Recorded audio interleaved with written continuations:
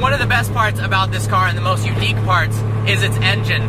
This RX-7 has a 20B3 rotor engine from a Mazda Cosmo, something that was never actually offered in the US. Now, it's not a stock 3-rotor, it's also got an S480 Borg-Warner big-ass turbo strapped to it, so it puts out some serious power. But the most unique thing about this car is that it's a rotary engine. In your typical internal combustion engine, you've got pistons, so the combustion work drives the pistons downwards, spins the crankshaft, and eventually drives the car forward. In a rotary engine, you've got a triangular rotor inside of a housing that spins throughout the combustion cycle, intake, compression, combustion, exhaust, and it actually only has to make one revolution per combustion cycle, even though it's a 4-stroke.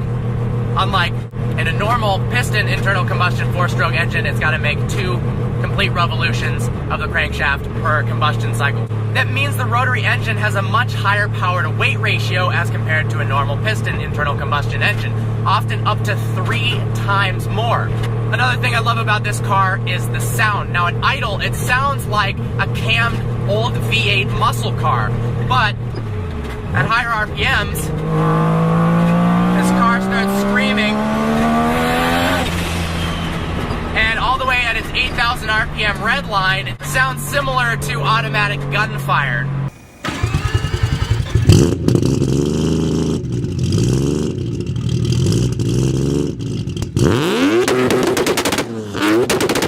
The performance of this car is pretty staggering. Obviously, it's not a stock 1993 RX-7 that produced 252 horsepower.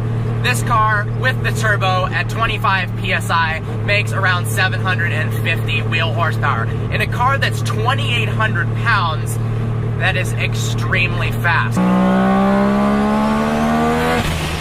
Listen to that blow-off valve, that's awesome.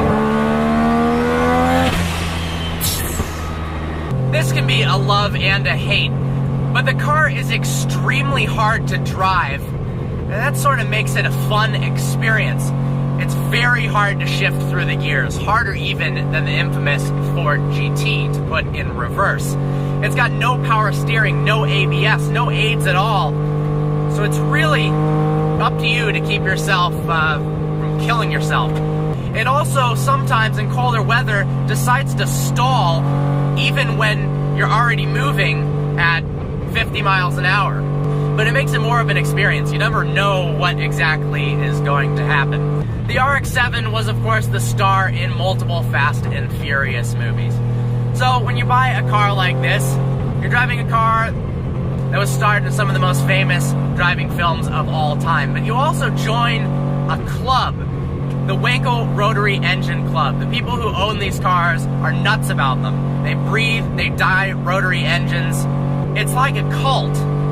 But I imagine if you owned a rotary engine car, you'd be welcomed into the cult and it'd be a fun place to be.